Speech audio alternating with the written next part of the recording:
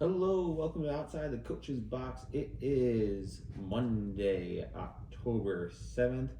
I'm Nick, as always, actually for the first time in a while. Not really a while, just one episode. I'm joined by Big D. You say that every time like I'm gone forever. I feel like it is. I don't know if it's because you're my dad, you're my co host, but, it's nice to have you here. Not that it's not nice to have JP.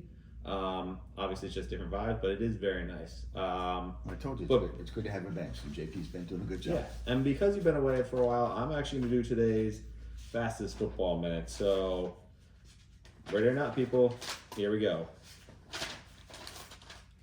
Starting with a thrilling Thursday game where Shake and Baker Mayfield went NFL bans weapon celebrations. Well, most of them.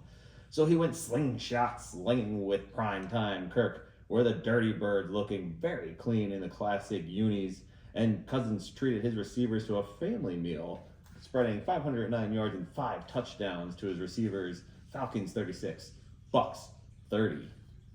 Crossing the pond this morning, the Skull Chance and strong defense kept the Jets' comeback shorter than Lady Gray's 9-day reign. Vikes 23, Jets 17. In Barbie's world, Barbie finally felt like a Barbie girl. Life fantastic, with Thomas Jr. playing fantastic. Barbie throws for 371 yards, with 122 going to the rookie out of LSU, Thomas Jr. Jags 37, Colts 34. Jags get their first 2024 win. Whoop, whoop. Controversy finds New England Miami as a heel-toe call overturns the Pats' game-winning touchdown, giving the Dolphins the 15-10 win and their first win without a can of Tua. Out in the Windy City, with the big Bryce Young trade was on display as the Bears used all their pieces. Caleb Williams throwing for 304 yards and 2 touchdowns. DJ Gimme S'more was also there to add 105 receiving yards and both those touchdowns. Looks like the Bears won that trade. I'd say. Down in the Lone Star State at the Strat House. Oops. The Bills and Texans locked horns as it came down to the final minutes of the game. Sean McDermott wasn't able to dig himself out of the clock management nightmare, giving C.J. Stroud and the Texans the ball back at midfield with the NFL point oiler Kaimi Fairbairn kicking his seventh 50-yard field goal of the season. This one for the win, 23-20, Texans over Bills. Hail to the Commanders, dominating 34-13 over the Browns. I bet. Damn it. I'm going to rewind a little bit on that one. Don't worry about it, just go. Yeah.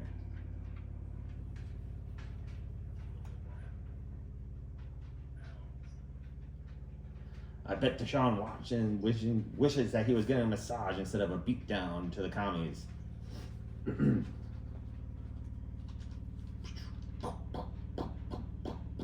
Find my place finally. Will the fake Slim Shady please stand up? Please stand up. Joe Burr answered that call as the 1-3 Bengals took on the reigning MVP Lamar Action Jackson, and boy oh boy did fireworks ensue.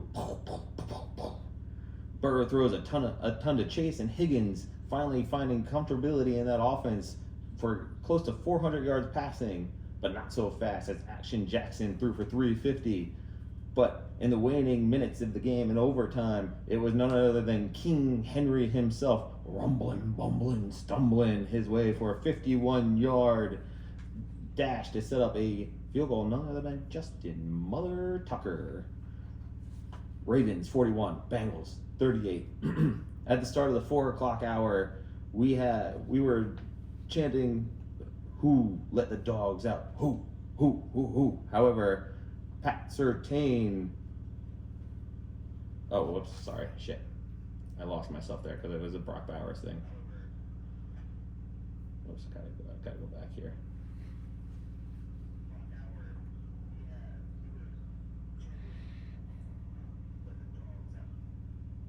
Who, as Brock Bowers sprung a 57-yard touchdown pass.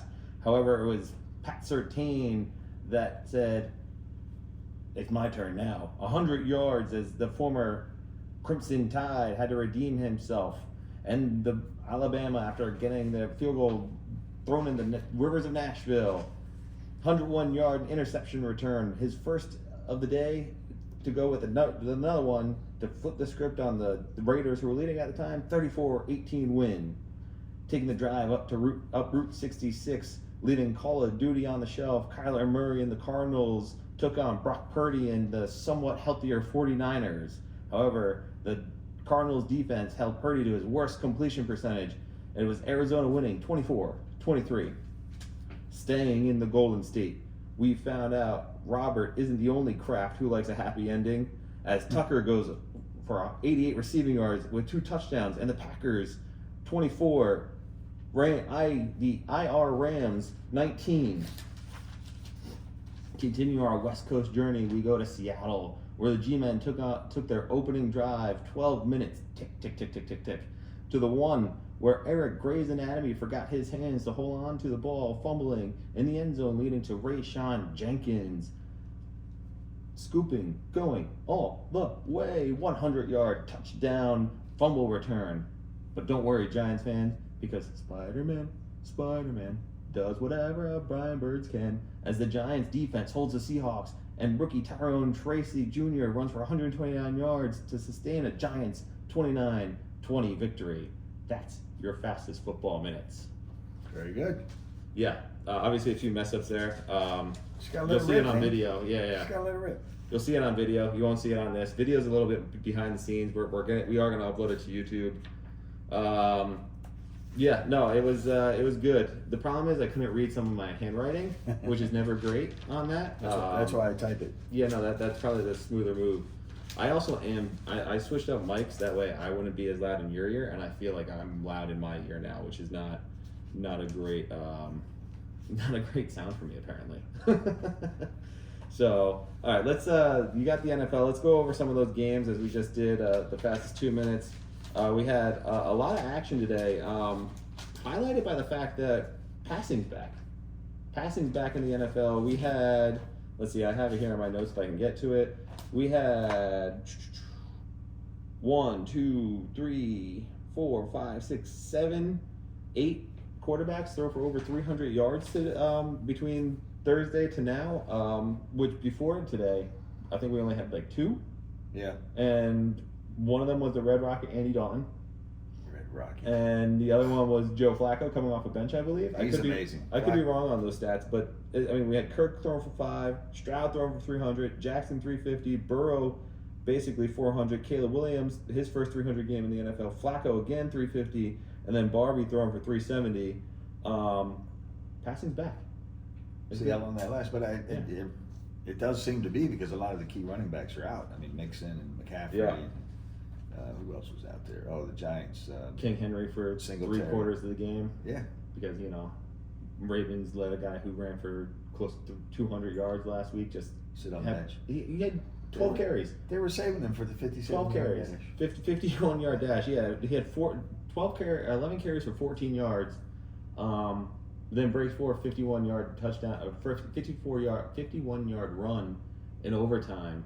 Let's talk about that game. Let's talk about Ravens, Bengals. I mean, absolute shootout. I was shaking because I was playing against Lamar Jackson in fantasy, which is never a great position to be in, because the way he can rack up points. Yeah, I mean, running, throwing. Yeah. Both touchdowns. It's a real tense situation if you're playing fantasy football, and the fact that they weren't using King Henry, they used him early. He scored the first touchdown of the game, which was his 100th of the year, which, by the way, puts him in a rare category. He's now one of, I believe, 8 or he's now one of 9 running backs in NFL history to run for 10,000 yards and score 100 rushing touchdowns, but he's only one of 5 running backs to do so in his first 125 games, joining Emmitt Smith, Jim Brown, LaDainius Tomlinson, and Adrian Peterson to do so. Others that had the feat but not in as quick as games, you have John Riggins, Marcus Allen, Marshall Faulk, and Walter Payton joining that group. But yeah, then they ceased to use him until They were like, oh yeah, we have this guy. Might as well use him overtime. Yeah, I thought that would go away this year with the Ravens because they were running back by committee over the last several years, kind of leaning on Lamar Jackson to be the balance to it all. Yeah. But once you get Derrick Henry, I mean, it's like pound the crap out of people. Let them bring Yeah. 9 people to the line, then use Lamar's legs or open up the passing game. Yeah, and I get because the passing game was working, but they tried the same run every time. Like run up the middle, run between the tackles. Then in the fourth quarter or in overtime, when they actually pitched the ball, Derrick Henry used, beyond the tackles, get outside. He was actually moving. Yeah. Like why not try that earlier, and try to prevent Joe Burrow, who was actually torching the Ravens defense. He's only the second quarterback this season and the second quarterback within the last, I think, 10 games to throw for over 300 yards against the Ravens. The other one being Dak Prescott just a few weeks ago. But like that to me, like running's supposed to keep the other team off the field. You have arguably the best runner in the league, best pure running back in the league. I think is undisputable. But yet, like, you don't use them. You try to throw the ball out, And the most ironic thing is I just dropped Mark Andrews. Thank God we'll get to who I picked up in a second. But I dropped Mark Andrews. He actually made a catch. But what's funny is I'd still be mad because Likely and the other guy, Kolar, like they got more points anyway. So yeah, it drove me nuts. But I mean, it's good to see Burrow get to use his receiver. I mean, they're Chase had a game. Yeah. The Bengals are so. I don't know what it is. Since their Super Bowl run, they're almost so dysfunctional. Yeah, like it's. The chemistry is definitely different. Yeah. I don't know what to attribute it to. Doesn't seem like Burrow has as much time as he used to. You think the bleach seeped into his brain a little bit, and maybe It could there's be, like some whitewash his toxicity. brain. Yeah, it was absolutely insane.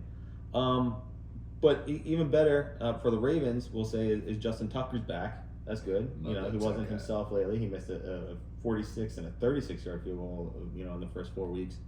But he hit a 50-yarder to send the game into overtime, and then he hit I think an old school PAT to win the game.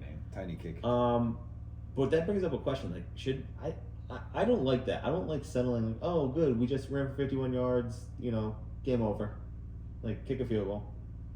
It is over though. Yeah, you got one of the best kickers in the game. So, but why not have to go for a touchdown? Like, why not do like, I don't know. I feel like because if you fumble the ball, or there's a turnover of any kind, or now you get a holding penalty, which puts you the back. The same could happen on a kick on a field goal kick. In fact, I think it's more likely to happen on a field goal kick because you have somebody receiving a snap, and it happened to the Bengals. Like somebody receiving a snap, they fumbled it, or they didn't fumble it, but it got jostled, and the kick went wide. Like the same thing could happen to the Bengals because the Ravens because you don't have a quarterback receiving the that difference ball. there is that they were in the game you're referring to. They were on fourth down trying to kick the winning field goal. Yeah, from distance, which we can. I mean, the terrible play calling by the Bengals. Right, where the Ravens, if they were first down, and if something happens like that, the holder can just kind of take a knee right there or go down and secure the ball, and they still have the chance to kick it again. Yeah. So that's why you do it. Yeah, I would like to see college overtime rules make it too. And granted, the turnover or the missed field goal wouldn't prevent the Ravens from winning on a field goal in this instance, but I think it just changes the dynamic. Yeah. And I think it appeases everybody, right? Each team gets the ball.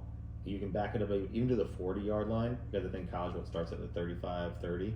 So back the NFL up to the 40 and then play. I wouldn't mind seeing it either, just because if you think of the Thursday game, the Atlanta-Tampa Bay game, goes into overtime. Matt Ryan gets the ball and just surgically goes downfield, scores a touchdown, game over. Yeah.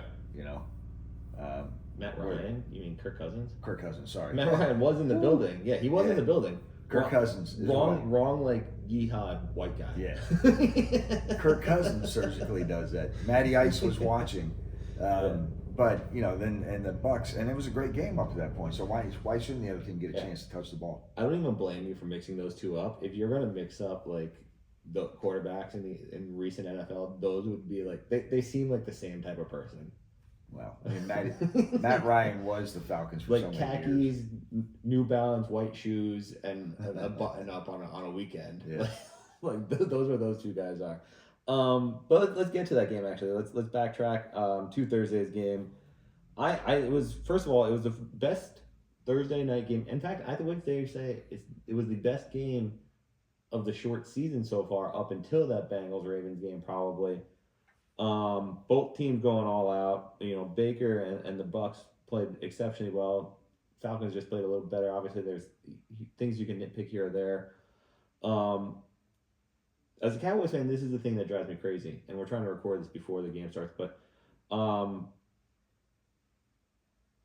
game a few years ago, 19 seconds left on the clock. Dak runs, slides. We try to get to the line, spike the ball somehow, and can't do it. Falcons game, throw the ball.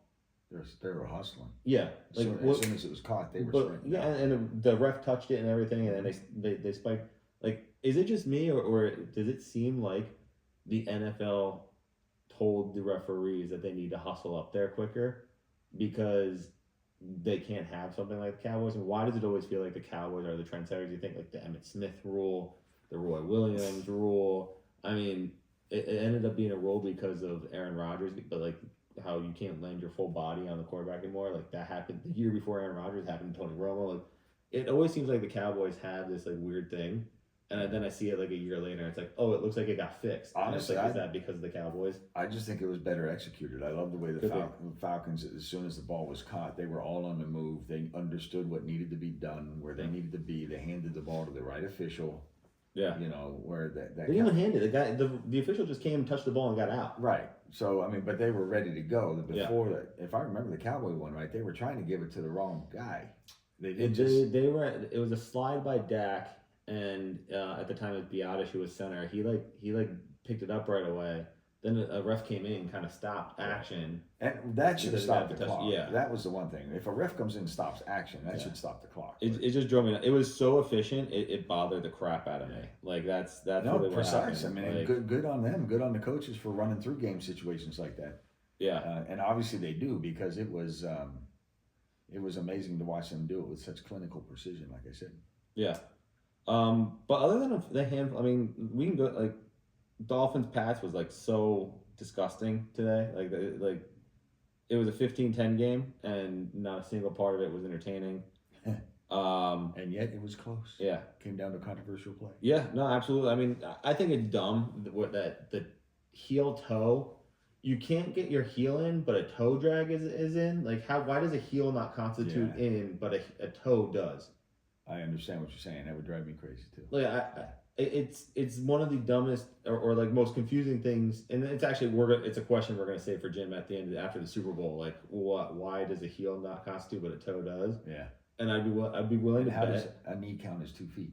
Yeah, we should ask him. We should ask him what I don't want to call it referee math, but what NFL math. We'll ask him NFL math questions. That's what we'll do.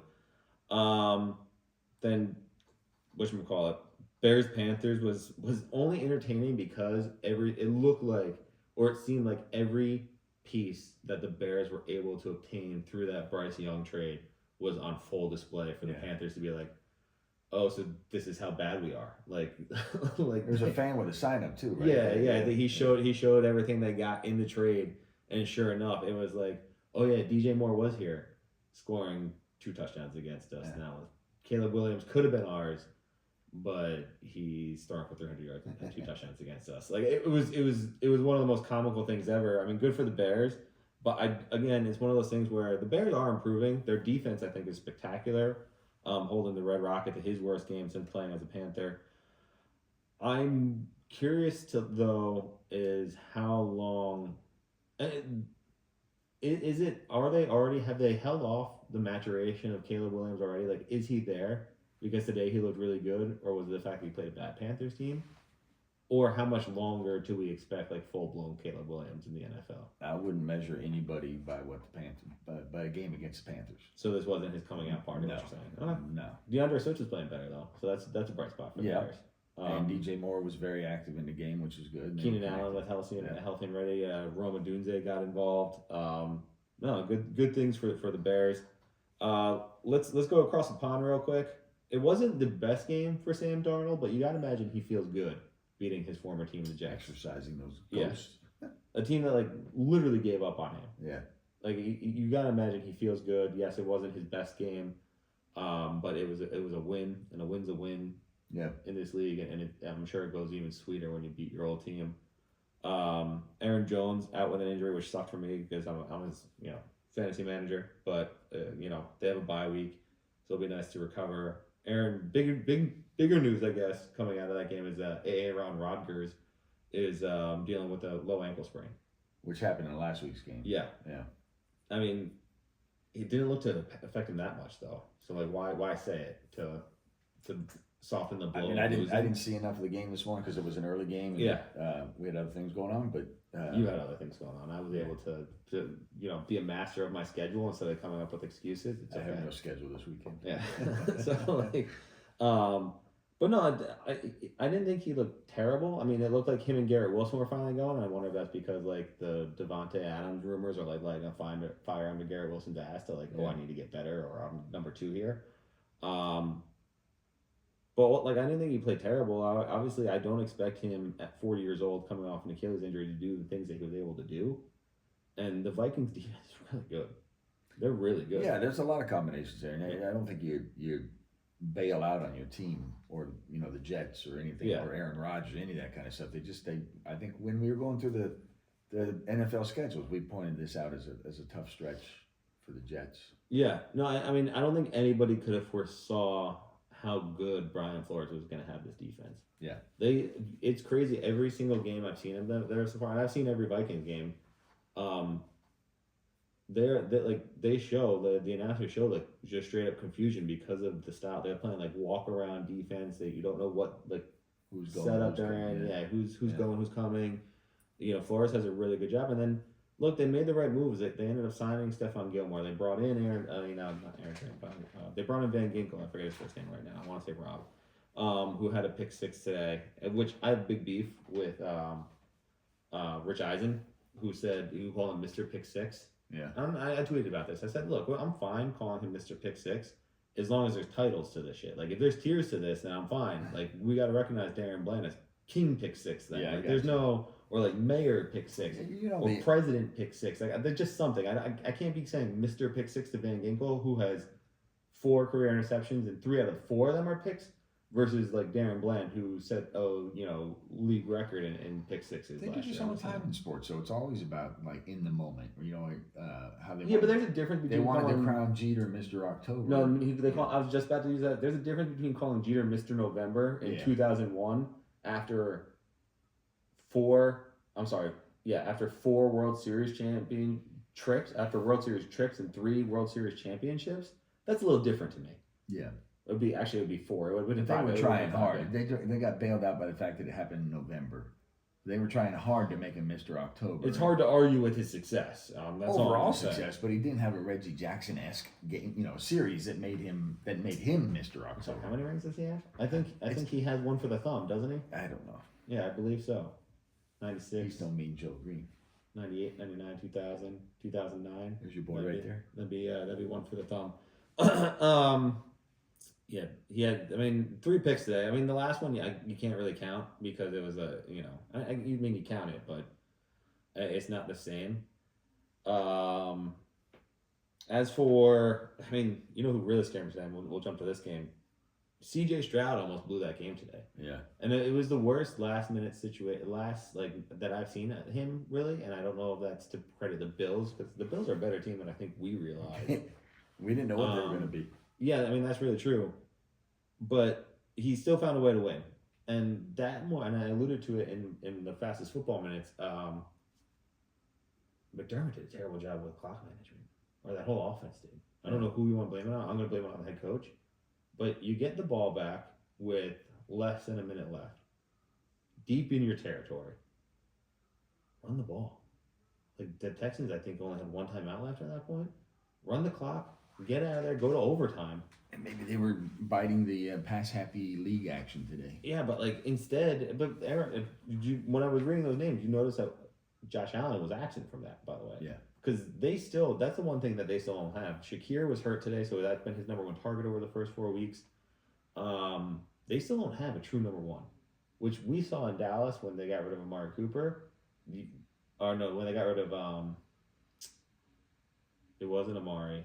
Who did we traded for Amari? Who did we just get rid of that year?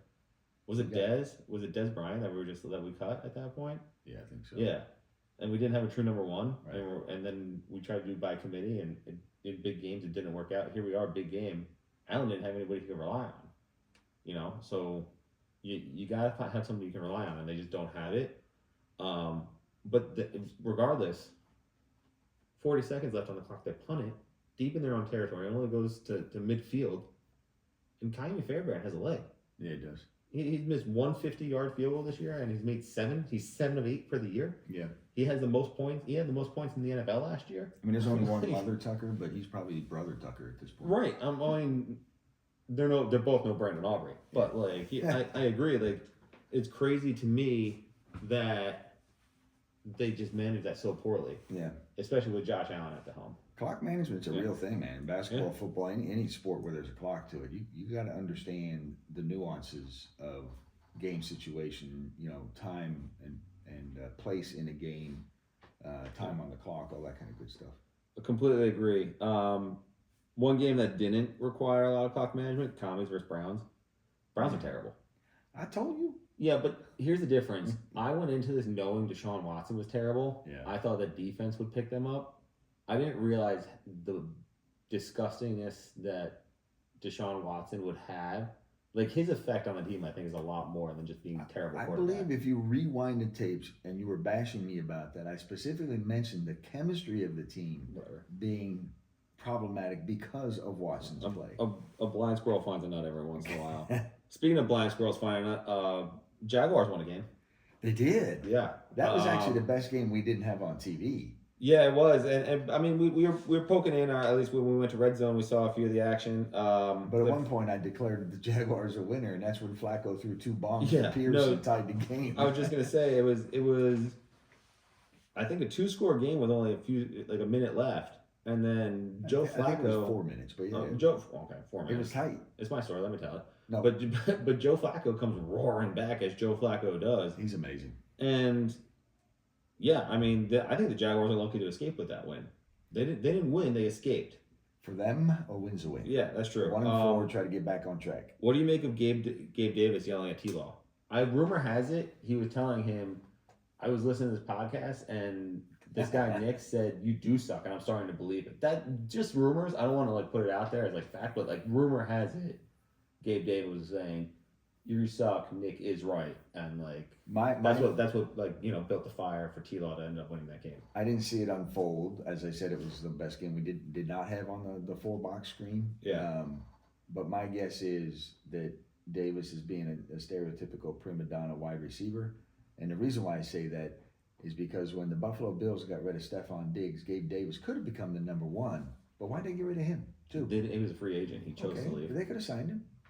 They could not if he chose to leave. If they wanted to, they could have thrown some money at him. Is what I'm saying. Or tagged him. Yeah, that's a good point. So maybe there's an issue with him. If they tag him as a wide receiver, that's a hefty payday. Yeah. Well, obviously, it wasn't worth it.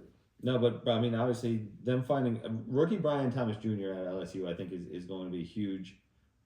It's the last 2 games he had has been really good. Yeah. I'm surprised they haven't found him more.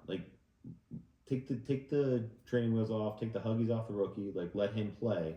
Because we've seen what happens when it goes, and seemingly LSU wide receiver rookies go blow up. Odell Beckham Jr., Malik Neighbors, Justin Jefferson. I mean, Jamar Chase. Malik Nabers. Yeah, Malik Nabers, sorry.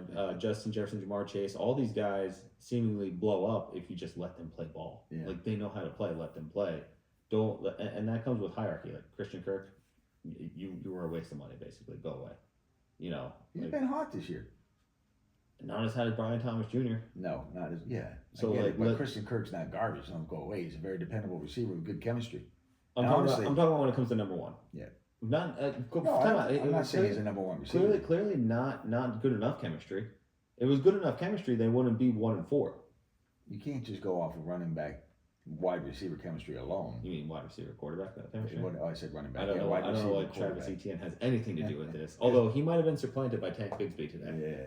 By the way, I found out that Gabe Davis was actually saying to Trevor Lawrence, how do you get your hair to flow like that? He was kind of like, being demonstrative but polite. Yeah, sure, that's what it was. That's what it was. Then we turned to the 4:00 hour, and I'm telling you, you stepped out at this time. You had to make an airport run. I was watching the games. It's almost instantaneously. Brock Bowers touchdown, my man, and then Kyler Murray touchdown, and like two teams that you didn't think would win or had a chance of winning were like, ooh, like we're not gonna go away. Unfortunately for Brock Bowers, the Raiders did go away and get blown out by the Broncos, aided by a fantastic game by Pat Surtain, which, by the way, we got to call out Broncos. Classic jerseys, like, we've talked about this on podcasts in the past, especially when it comes to Oilers jerseys. Yeah. I'm a big fan of, I'm a big jersey guy. I mean, football jersey Sundays are a thing for a reason. The Broncos unis are clean. Those are so clean. They're right up there. Like the Falcons red helmet, like the classic red helmet, black, and they did like the diamond end zone for Thursday night. Those are cool. I need more classic stuff back in the NFL. I don't hate, but the more new age, like the. So did you like or dislike the Texans uniforms today? Actually, so that's an exception to the rule because the Texans don't have the rights to the Oilers, so they don't have any old school. It's just what they've had for years. No, but they had the H on the helmet, and then instead of Houston, it was H down. Yeah. I mean, with a star. Again, I didn't mind it. That new school kind of worked for me, but like here, like I just I don't know. It just was one of those things where those old school unis work. I need the Texans to have the Houston Oilers jerseys though. They need to really fight those out. I need a Houston Texans, Tennessee Titans game. First game of the year dictates who gets to wear those jerseys. Second game of the year, winner gets to wear that jersey. Every year. Just make it a thing. I think the NFL has the power to do it. And it's been floated out there by podcasts other than this. It's not an original Nick idea. I love that idea though, and we absolutely need it. But yeah, so like I said, the Raiders did not hold on. The Broncos ended up winning, but the Cardinals did. Cardinals shocked, I think, a lot of the NFL today, defensively, because as I said, again, alluded to in my fastest football minutes, you had the defense kind of inefficientize the most efficient quarterback in the league since he started, which is Brock Purdy. And he didn't have an excuse of not having Debo. Brandon Ayuk had his best game. Yeah. Juwan Jennings is still there. George Kittle is still there. The offensive line's playing well. So, like, it's one of those things where, is that the weather for tonight's Cowboys-Steelers game? Looks that way. It's not good because we don't have a running game. So, don't know what to I hope Caitlin's landed in Pittsburgh already. Don't know what to take from that. But getting back to this, yeah, the Cardinals look good. I think, again, somebody went to Kyler's house, put Call of Duty on the show, and said, hey, man, let's focus up for this one. I think we can win. Maybe Maserati Mark did it. Who knows? And then to wrap up the 4 o'clock hour, you had Packers look very good against the Rams. Although Rams are scrappy. They're scrappy enough to where it makes you think if they had their pieces, they'd be a better team, more winning team. Anytime you have Stafford at quarterback, you're going to have a chance. The guy's just an absolute warrior. He did this for most of his career at Detroit. Yeah. Where he just put people out there and let me chuck the ball around. And he's going to be competitive. His team will be competitive. But I mean, and then Tucker Kraft might have supplanted himself as the best tight end in the league so far this year with the way he played. I mean, this back-to-back games where he's had over 70 yards. He's had touchdowns in back-to-back games. He had a fumble loss in last game. He was clean this game. I don't know if it's a lack of weapons that Love has, but I picked him up this week. I might hold on to him because Andrews was doing nothing, and I need a little luck here. Actually, I'm going to be number one in our league again, but it's all about management moves. I might hold on to him. So you're feeling the love for Kraft. I am feeling the love for Kraft mac and cheese. Robert Kraft. No, definitely not. I think that needs to go to like the White Lotus massage parlor in Florida to feel the love for him. I actually don't know. I don't even know that's right. I think it has something to do with the flower. Anyway, and then lastly, that Giants game, phenomenal ending. The Giants did a good job holding on to a win that I think they needed. They scored in the red zone, which was nice for them for Giant fans to see because they struggled mightily against the Cowboys on Thursday Night Football last week. Concerns for Seattle losing to the Giants though at home. I think I called that in our early game predictions, early season predictions. Oh, like the full when we did the full when we were breakdown. I first don't doing know. the full breakdown. I was gonna say I can look at your picks. If you didn't have them, then I'm not talking about this week's picks. Well, why not have faith though? If you had faith on them back in August, why wouldn't you have faith at them back here? I didn't have them this week. You did not take them this week. But if you look at, matter of fact, I could. Oh, I hit the Cardinals though. That's nice. I could probably find this on the phone even. Where are they? You hit the Packers too. Yeah, I know. I actually did better. You did not take Seattle this week. Not this week. I didn't say this week. I know. I'm just saying. I'm just saying. New York Giants. What week is this? Yes. Nick took the Seahawks. Big D took the Giants to beat the Seahawks. There you go. That's how predictiamis. What is it? Nostradamus? Predictidamus I am. Okay. Good for you. Well, how about this Predictidamus? Did you figure out that the first time since 1945 that Navy and Army would be 5-0? I knew Navy would be. Okay. No, so we're jumping over to college football now. Heisman Horvath for the Navy midshipmen. I think there's got to be two Heismans. I got to have Heisman Horvath and Heisman Heinrich because both those guys are going absolutely insane. Horvath is doing something though that hasn't been done since a previous Heisman Trophy winner. You want to guess who that Heisman Trophy winner is? Roger Staubach? No, Lamar Jackson. Oh, Although they Jackson. did give a lot of they were trying. like hard. let's pump the brakes. CBS, which thank God we didn't have Randy Cross for this one, but he was they were singing the praise of saying Blake Staubach, and I was like, what is it? Easy Tiger. Let's boom. That's almost sacrilegious. Like let's pump the brakes. Like who? But Navy looked really good in their win, dominating. Army looked good in their win, dominating. Best college catch, I think, was in the Navy game. Yeah, Eli Heinrich with his. That Heidenreich, by the way. I said Heinrich too, but it's Heidenreich. Yeah. Heidenreich. No, that toe drag. If you haven't seen that, I think I posted it on Instagram. I'll post it again, probably on Twitter. But catch of the year. And no, I think I did post it. I retweeted it. It's X, by the way. Yeah, X, Twitter, same thing. No, it's not. But the toe drag was so pure. Like it almost looked like he was like one of those like old school like wire attached moving things like when you were electric 30. Football. Like yeah. So it's like just dragging his foot like he was attached. Yeah. Probably a yard away from the sideline and just dragged him and held it was him floating. down. Yes. It's like it was like Angels in the Outfield but for football. Like they just like picked him up, was like, we got you. He had a day in the rarefied air, Colorado Springs. He had 5 receptions, 101 yards, 6 carries for 100 yards. And the really cool thing team wise, Navy not only remained perfect on the season, they remained perfect in the red zone. There you go. That's perfect. Right. No more than 18. 19 and 19, I think now. Yeah, 19 and 19. Let's not maloik them. No, unbelievable.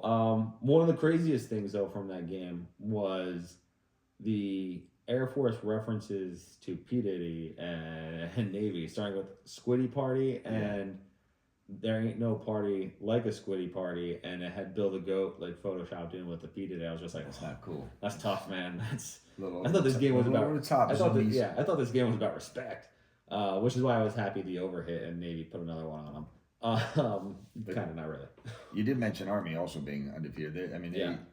This is leading its way to what you and I were talking about early on, where it's just going to be a crazy conference. If they both get there, they're both undefeated, and they go to the AAC championship. Yeah. And then have the Army Navy game a week later. So let's talk about the college football playoff a little bit here.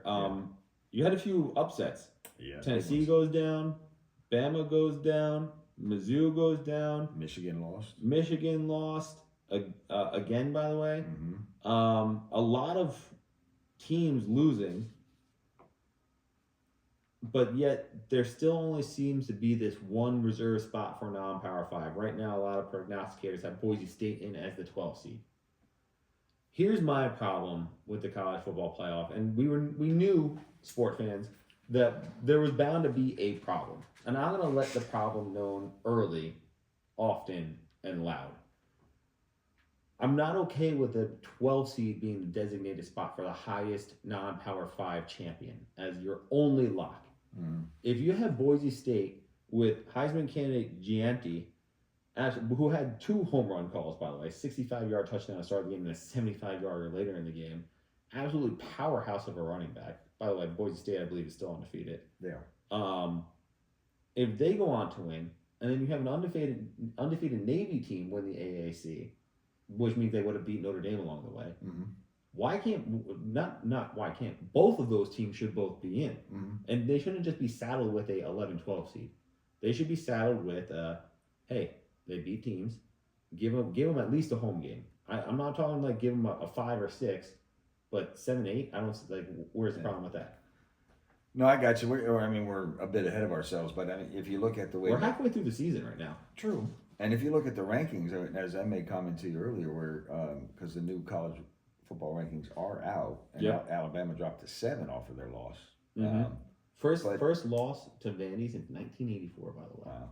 But Army and Navy both 5-0 and dominating the teams they're playing. Yeah, they're not close games, and they're not even in the top 25. No, and not only are they dominating games, but they're high in a lot of FBS statistics. Like it's not just they're beating bad teams. No, they're Navy's like number 1 or number 2 in FBS for passer rating. Mm-hmm. Who would have thought that coming? Yeah. Army is leading the league in rushing, which that makes a lot of sense. Yeah. But like, I don't understand why a lot of people are just saying like, no, that's it. Because now all of a sudden with SEC teams losing, you have Georgia, Bama, Ole Miss, Tennessee, Mizzou. You have Notre Dame with a loss already. You have a lot of Big 12 teams with a loss already. Who is to say that these teams shouldn't get in above a 2-3 loss team? Like we shouldn't already be crowning SEC and Big 10 teams into the 12-team playoff. I agree. And also, I want to call out delusional Notre Dame fans. Sorry.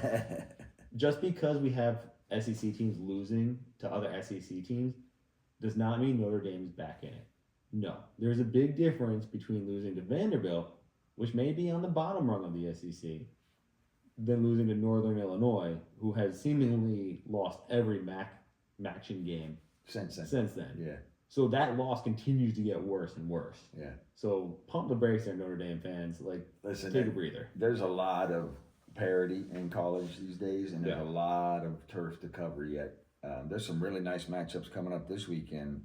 We'll save those for Thursday. We'll talk more about matchups for Thursday when we do our picks, and we'll also talk about our pick record as we get to Thursday. You're gonna be here for that, right? Yeah. I gotta check now. I don't know schedule-wise. As far as the schedule goes, I'll be here. Yeah, so that's actually a good time to take a break. The reason why you weren't here Thursday though was, because you went down to Tennessee to help my cousin, your niece, and her family in recovering from Hurricane Helene. Tell us about it a little bit, and then we're gonna tell the fans a little bit more about how to help out if they want. Yeah, well, your mother and I loaded up the car with some very generous donations from family and extended family and friends in the area. Mm-hmm. Not knowing exactly what was needed most, but just kind of using some, I guess, common sense through hurricane experiences around here. Yeah, I mean, Sandy, you've seen some 2 major ones on the East Coast, Sandy, and now you've seen the after effects of Helene. Yeah, which, it's just, you don't think of, when you're talking about the Blue Ridge Mountains, you're not talking about a hurricane having an impact on the Blue Ridge Mountains, which is at 2,500 feet, or at least that's where Bakersville was. But you're Blue Ridge Mountains, you start singing Country Road. You're not thinking of the effects of a hurricane, right? And so everybody thinks about Florida and South Carolina and Georgia and all the coastal areas, and then into New Orleans and Houston, and then up and down the eastern seaboard. But it was massive destruction of property and of Mother Nature, because first of all, I told you earlier today that in a 41-hour stretch, your mother and I were in the car for 27 hours, 14 getting down there, 12 getting back, and part of it was just because jackknife tractor trailers all over the place, it seemed, which were holding us up, which made our window to get up to Bakersville on the Blue Ridge Mountains even tighter, because that road getting, if you want to get from Tennessee to North Carolina, you got to go over the Blue Ridge Mountains. Mm-hmm. And the road there was only one passage open, and it was just carry turns and dips and drop dives and trees. You could see where they just cut big trees that had fallen down, multiple trees across the road in one spot. They cut them basically just enough to clear the road. Yeah. Just enough. So I'm driving, hugging the yellow line, and your poor mother's looking at these tree shards coming close to the car and whatever. But we made it up there. We got up there. we were close. We were about 15 minutes away when the GPS just went. Like there was no signal on the mountain, and I had no idea where I was going. And I kept, the strings of Deliverance were playing in the back of my head. But the people up there were very nice. We finally found my niece and my sister and where they were. Yeah. Basically unloaded the car because there was an 8 o'clock curfew to get off the mountain. Oh, geez. And it was already quarter after, and sunset was at 7:08, which means the ride home is going to be even worse than the ride up. Dark and disastrous, But we made it there. We unloaded a lot of this stuff. We got a good sense of what's going on, and brought some peace of mind, at least temporarily, that they were going to have food and supplies to get them through the initial part. And honestly, what we saw wasn't even the worst hit area. It wasn't ground zero. No, Asheville is absolutely destroyed by a lot of what Hurricane Helene did, and a lot of parts of Western North Carolina, Georgia, Florida. The more inner lands of the East Coast, which you don't think about, like you said, you don't think about getting hit by hurricanes, but it's true. So we want to thank a lot of our listeners, our fans, people who have been reposting it, for donating. Our goal is $5,000. We've already raised $2,905. We understand that, obviously economic times are tough. A lot is going on. So if you're not, we just ask and we thank you guys for donating, continue donating to reach our goal. But also look into other donations. American Red Cross does a nice job. Look to see where you can do to help. Samaritan Purse. Yeah, do something, say something, do something nice for your fellow human beings. And it's not always about money either. No. Father Fitzpatrick always used to say, donate your time, treasure, and talent. So not everybody has treasure to donate, but if you can give your time to help people in need, if you can give talent, whatever that is, if you can cut trees out of the way, if you can run electrical lines, whatever you can do to help people out that are in need, it would be great. And kudos to Nick and JP also for kicking off the GoFundMe page. That's been successful. A lot of people outreach is there, and it's real. And I want to tell everybody who's listening to this, the damage that is there is for real. I mean, it's you remember the game Pick Up Sticks, where you roll out that tube of sticks and you throw them up in the air, and then you try to, however they come down, they come down. That's what this looks like with 35 to 50 foot trees all over the place. Washed down the mountain. I saw one actually wash through the house, somebody's house. A tree went right through the center of the house. Hopefully they made it out alive, but there's 232 people dead at last count. So pretty significant catastrophic event through nature. But prayers, thoughts, and any other goodwill certainly can go a long, long way. Yeah, certainly. T's and P's for sure. All right, let's thank you again for not humoring us, but listening us out, and again for all those that donated, and will continue to donate. Thank you. Moving on to now, getting back into sport, getting into Major League Baseball. Playoffs are in full swing, no pun intended. You had the divisional series start off from the National League and American League. Saturday's action, you saw it get kicked off kind of interesting. The Guardians absolutely put the Motor City movement to a screeching halt, beating the Tigers 7-0 off the backs of some great pitching and obviously even better offense. Then you had the Miracle Mets continue to roll. 1-0 from a phenomenal pitching game by Zach Wheeler. Yeah. All of a sudden, the Phillies bullpen going to shambles as the Mets won that game 6-2. You had the Yankees Royals in a historic seesaw affair with 5 lead changes. That's the first time in Major League Baseball that happened. You had things in that game. Torres, who seems right at home in the leadoff spot, hitting a home run to put the Yankees up. Then the Royals came back. Then you had the Yankees basically circle the bases on walks alone. So, there's a lot of back and forth. We found out that Waka still owns Judge, unfortunately, and that Bobby Witt and Judge, although they're MVP front runners, with Judge most likely being the winner, they're also human, as both of them combined going 0 for 9 with 5 strikeouts. Yeah. Garrett Cole looked shaky, but good enough to go 5 innings, 3 earned, 7 hits. He was leaving as the pitcher of record with a win. Didn't end up being that way, but that's what it was.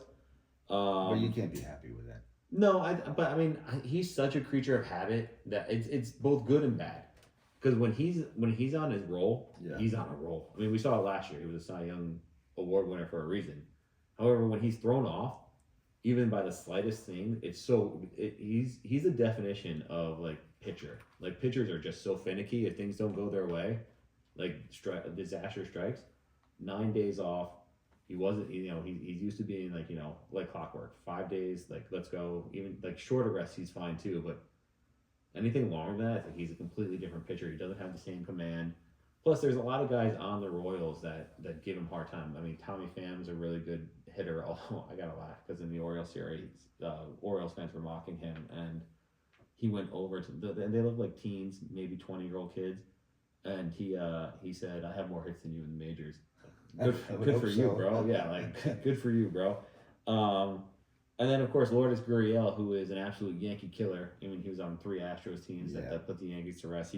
So I hear all that, but what I really hear you saying is that Cole has no intestinal fortitude. No, I'm not saying that at all because he grinded through 5 innings. Like that's intestinal fortitude. It's the intestinal fortitude is when things don't go your way.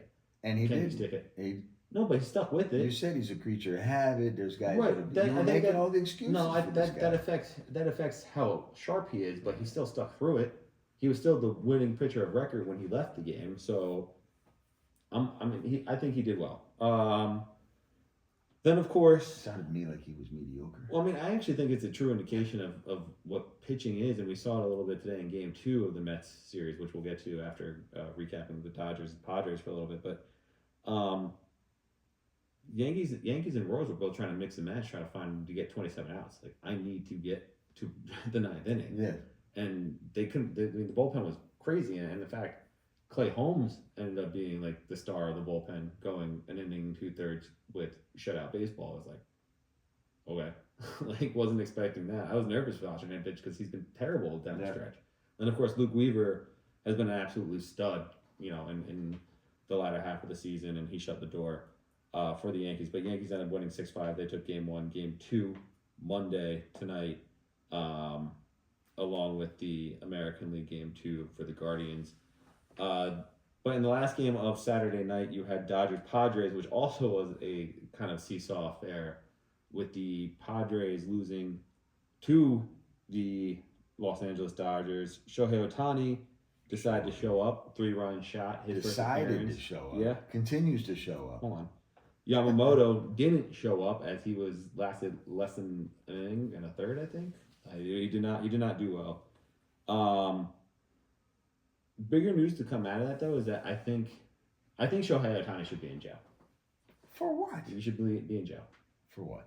So before the game, he was asked in perfect English, by the way, if he was nervous for the game, and in perfect English he responds back, "No." So not only did he understand it, but he's able to answer in English, which means the guy that went to jail for him is not a translator. He's a fall guy. Stop. He's a fall guy. Stop. I think Shohei Ohtani should be reinvestigated for gambling and shouldn't be playing in the rest of the playoffs. When I talk to somebody who speaks Spanish, I'm able to understand a little bit, and I can respond like muy bien. But that's not perfect. My next sentences are "habla más despacio, por favor." Although I gotta say, it's really funny because Bob Costas was on the Yankee game with Ron Darling, and my God, I tweeted about that too, and they're so bad. They're so boring. Ron Darling is terrible. He's a terrible announcer. He's also extremely biased. He hates the Yankees, and that's fine. Like, he's a Met guy. Like, go do Met games. But I can't stand him and then Bob Costas the whole time. There's just no enthusiasm. Yeah. And it's so boring. Bob's all about Bob. Yeah, 100%. So, like, but he in a funny moment, like, unintentionally funny, he said, those guys know a lot more English than they let on. Like, I was just like, Bob basically calling out for his bullshit. And it was really funny. Nope. Yeah, but like it was really funny just to hear that and continue to show that Shohei Ohtani should be in jail. But fast forward to Sunday's action, Miracle Met run might have shown their last flame. Oh, I don't think so. I think they still had a great spark. Yeah, I mean a top of the 9th 2-run shot second one by Vientos to put winning, them in the lead. Winning 3-0. Yeah. Harper hits a home run 3-2. Home run later by Nick Castellanos 3-3.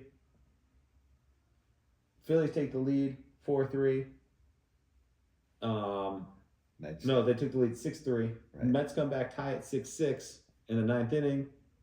Phillies with a walk to Trey Turner, a walk to Bryce Harper, and then a single by Castellanos yeah. ended up walking off the game in the bottom of the ninth. Do you walk Castellano there and just load the bases, knowing that a single is going to win the game for him anyway, so that you have a force all around? There were 2 outs. That's a Buck Showalter move, by the way. Buck. Yeah, I don't know. They already wasted. See, my problem with the Mets is they wasted Edwin Diaz early in the. He's a 9th inning guy. He's the one that gave up the lead. Right, but he's a 9th inning guy. Yeah. You take some guys out of the 9th inning. Look, and this is the problem with Major League Baseball as a whole. There is no Mariano Rivera anymore. There's no guy that's like, this guy's 9th inning, or you can bring him in for multiple outs. You can bring him whenever, and he's going to shut the door. Yeah. They don't have that in Major League Baseball. There hasn't been that since Mariano Rivera retired. I don't see there being one ever again. The guy was just special, pure special. I'm just so happy. He'll be one again. I'm just so happy that he was a New York Yankee and won World Series championships with the New York Yankees. The continual pride and standard for Major League Baseball. But yeah, they don't have that guy anymore. So, and pitchers, as I was saying, Nicole, are just such creatures of habit, and they're more diva-like than wide receivers are. Wide receivers are outward divas. Yeah. But I think, they get hit, they go through things, they handle adversity a little better.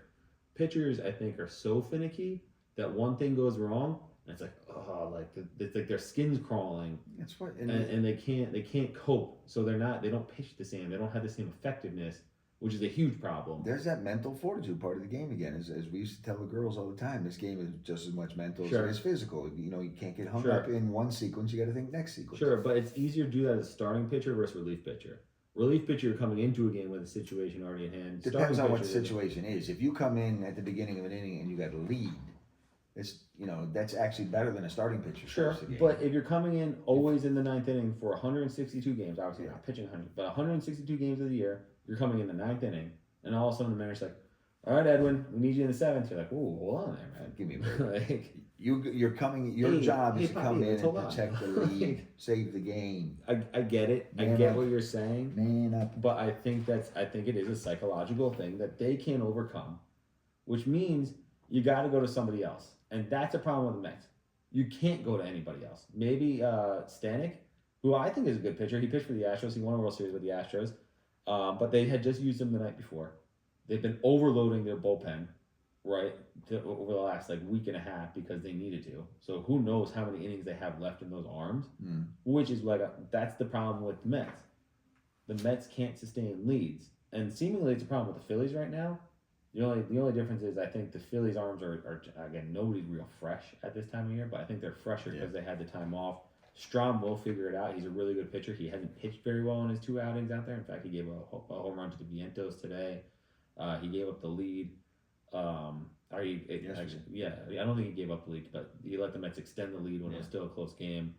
I tell you what, the Mets have been playing great. Yeah, they've been playing great. Having to play the extra games against the Braves to settle it, then going to play the Brewers and stealing that series, and then coming into Philadelphia and stealing the first game. And so you asked me, and I never answered it. Do I walk Castellanos? I don't know. I'm not going to answer it. But a lot of people talked about how to attack the Yankees. You walk Soto and Judge, and you let the rest of the lineup beat you. Which at the end, the rest of the lineup did end up beating the Royals. Verdugo did a really good job actually in the game. Soto did have a home run though, didn't he? No, Soto had a double, but he had no RBI.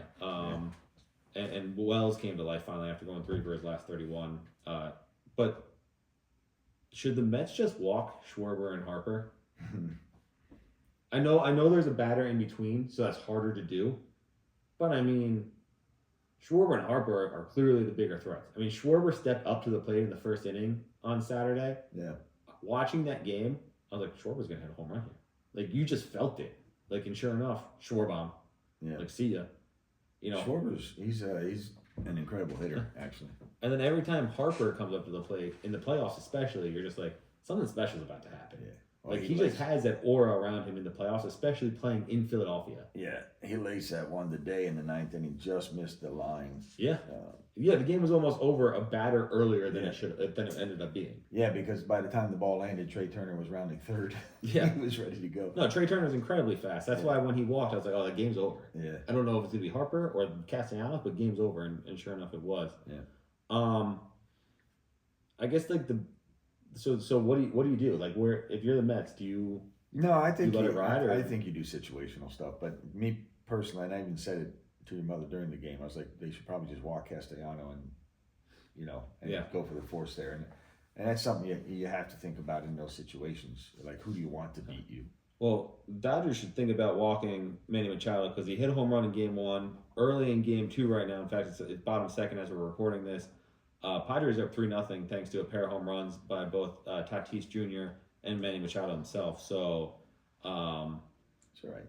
Maybe they should walk their former third baseman. There's a lot of Shohei to go yet. Yeah, there is a lot of baseball left to play. Not a lot of basketball left to play though for the Aces. Their season has come to an end. Not a lot, as in none.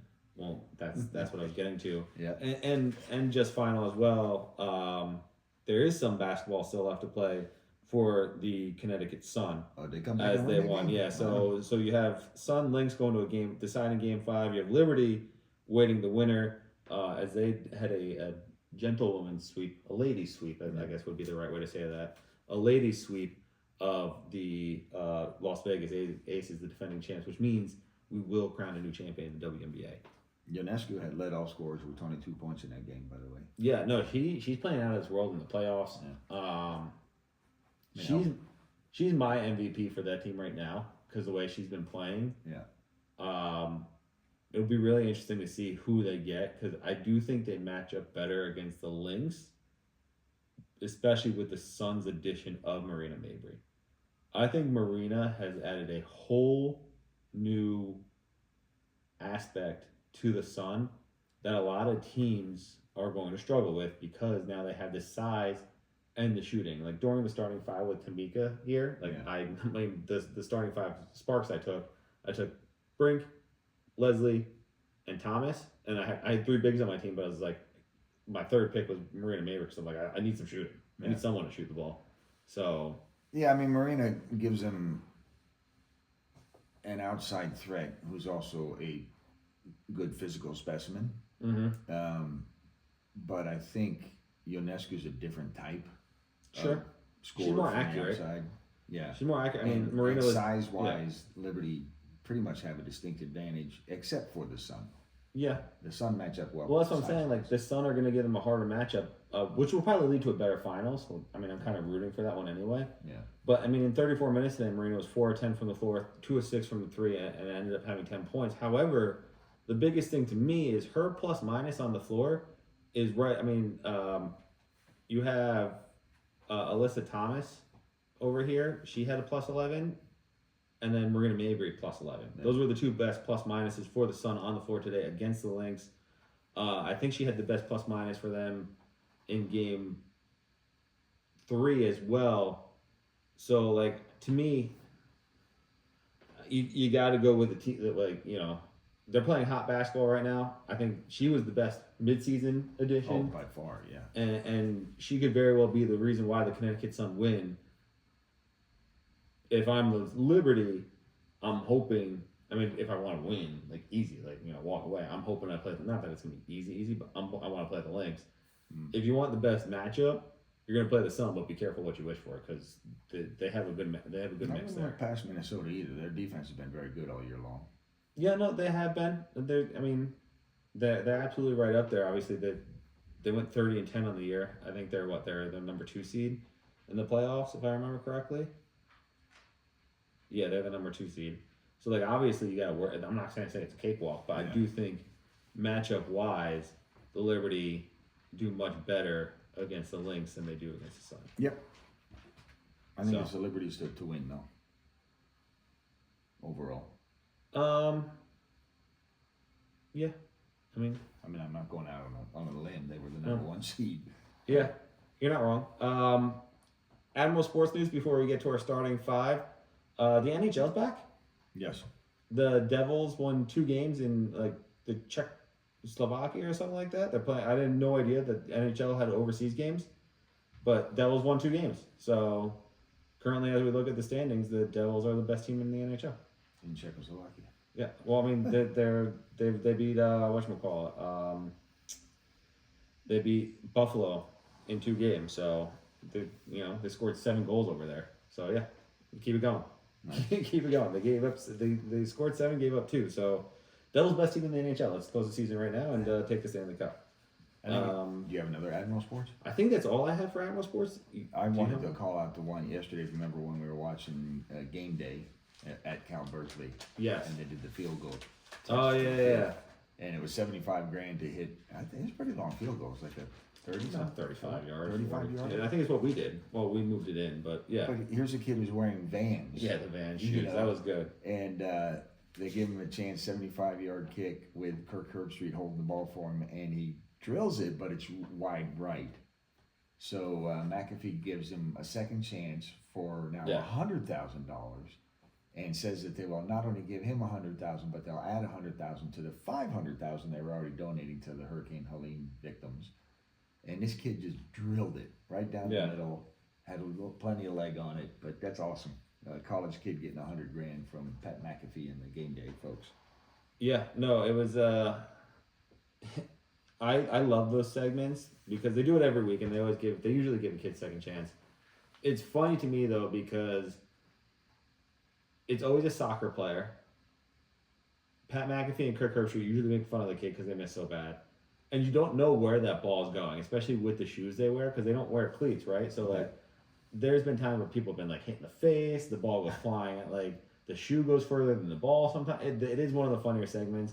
College Game Day in their makeup with Desmond Howard, Reese Davis, Kirk Herbstreit, Nick Saban, and of course the Lee Corso. But with the addition of Pat McAfee last year, and Nick Saban's new this year, but with the addition of Pat McAfee last year, it's become must-watch TV before college football starts. Yeah, he's brought a lot of pizzazz. Yeah. To a pretty long thing, right? Because it starts early in the morning, goes. It starts at 9 o'clock. It starts at 9 a.m. and goes all. It's a 3-hour show, and which is funny because Pat McAfee's show on ESPN or podcast before that, or YouTube show, it's 3 hours, so he's used to it. Yeah. But like the other guys, that's the only thing that they do. Saban's taking a nap. Corso's taking a nap. And honestly, it's brought out a new side of Nick Saban. It's really funny. Like they had his wife on last week against Vanderbilt. I know not against Vanderbilt. Sorry. Well, I have we're going to save the conversation about Vanderbilt and Alabama for Thursday more to get into it because we've actually been given some sort of grace by the fact it's also Andrew Van Ginkel. That's interesting. I did not know that. But we've been given the grace because the weather is delayed the kickoff for the Cowboys game, so it's given us to not rush through this. But we'll talk more about his wife Terry was on to do the picks during College Game Day for the Bama Georgia game, which was really cool. And he picked against Prime, and she was like, "You picked against your good friend Dion?" So she said, "I'll ride with you, Dion." And of course, Colorado won, so that was fun. Yeah, it was, and I love those segments. All right, so let's get to our starting five. And before our starting five, we got a little read right here. So you're gonna kick us off with the read, our promo read.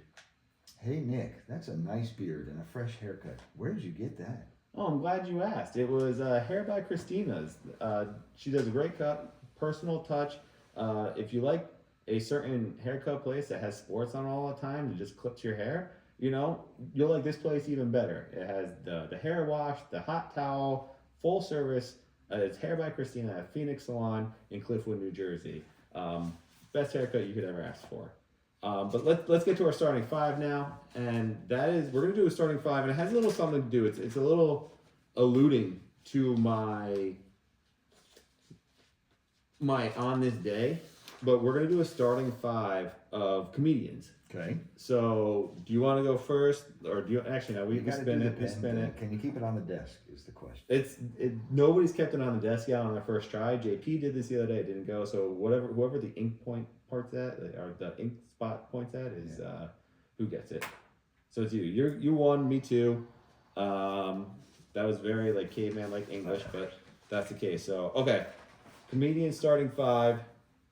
Go. I'm gonna take the man, the myth, the legend, otherwise known as Genie, Robin Williams. Robin Williams, yes. Oh, by the way, this is stand-up comedians, but Robin Williams, obviously, very good stand-up comedian. That's a good one. I was definitely looking to take him. So instead, I'm gonna go with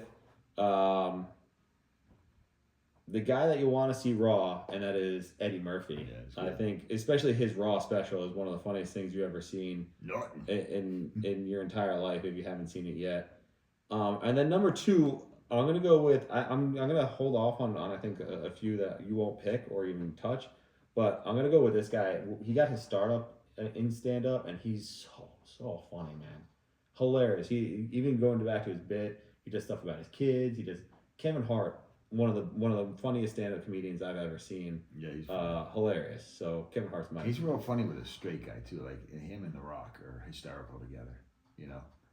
With a straight guy? What you know? With the guy who's opposed to what? Not the comedian. Wow. The guy who's just playing. That is no new listeners. We haven't had one of those in a while. No new listeners there. You know what I'm saying. By the way, 3-1 top third in the game 2 of the NLDS. How'd the Dodgers score?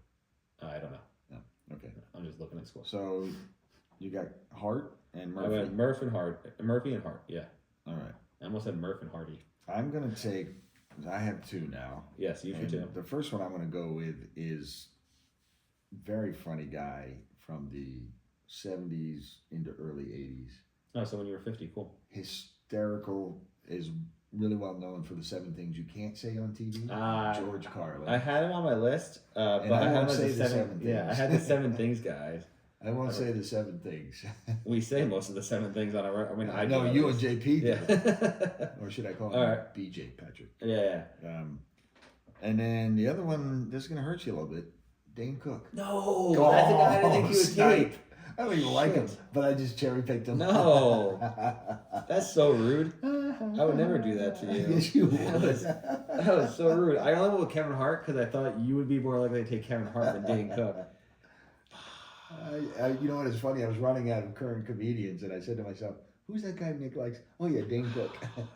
No, took him. It's called defense. Defense. I hate you so much right now. All right, so I'm gonna go with one of my recent favorites. I like her a lot. She's one of the funniest comedians. I've gotten the pleasure to see her live a few times now. She ended up getting her own show. She does a lot of stuff with like mental health jokes. So like she grew up Catholic, so she makes a lot of those jokes. But Taylor Tomlinson is hilarious. I think if you don't know who that is, look it up. If you get a chance to see her live, I highly recommend it. She's hilarious. And then for my 4th pick, I'm gonna go Chris Rock. I think he's funny. He's kind of a shouter, but he's still funny. That's an interesting pick. All right. So I mean, as long as he keeps his wife's name out of your mouth, then like you don't get you're fine. That's a knee slapper. All right, so I have my last 2. Yeah. And I'm gonna pick the person who's probably the most responsible for Eddie Murphy. Okay. Richard Pryor. Richard Pryor, yeah, he's a good one. I mean, he's the first one who got very colorful with his language. You couldn't pick him instead of Dane Cook next? Nope, I had this plan. So rude, man. And then the last one, I too was leaning toward female comedians. And you just said comedian, right? It's supposed to be stand-up, so if they have a stand-up career, that'd be better, but so I think this one counts. Carol Burnett. Carol Burnett. Of the Carol Burnett Show. She was the stand-up. She was the lead to it. She did the MC part of it. She did the yuck up at the beginning. I'll allow it. She's funny. I'll allow it. Outright funny. I'll allow it because the next one I have is a direct lead on this day. And I think this is, when we do a sport podcast, I think when anybody thinks of sport and they think of funny, they think of this skit. And I'm going to go with Abbott and Costello. The Who's on First skit. It is one of the best. What? It is so good, and it's used in so many different forums. But like I said, it's gonna lead right on this day. And are we not going to do honorable mentions before then? Oh, you want to do honorable mentions? Go ahead. Well, I think you have to give a little shout out to Melissa McCarthy.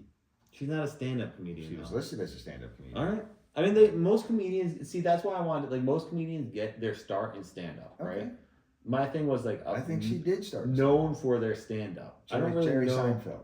What? Jerry Seinfeld. Jerry Seinfeld is a good one. In fact, he would have been on my list if I didn't take Abbott and Costello. Like that I was prepared for you to take them actually, but I needed them to go into the reason why this is picked. So go ahead. And then the other one I had, I just thought of Ray Romano, but I didn't have him on my list. But Ray Romano's a good one. Kevin James is another good one. I mean, Adam Sandler. Basically, if they were on SNL, they were relatively good.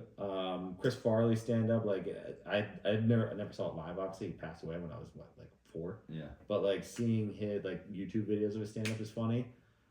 David Spade's another guy that is funny. A lot of the raunchy humor. There's a really good stand-up comedian who is just monotone and super dry. Yeah. And you laugh your ass off at things he says. Stephen Wright. Okay. You He's see hysterical. Lewis Black.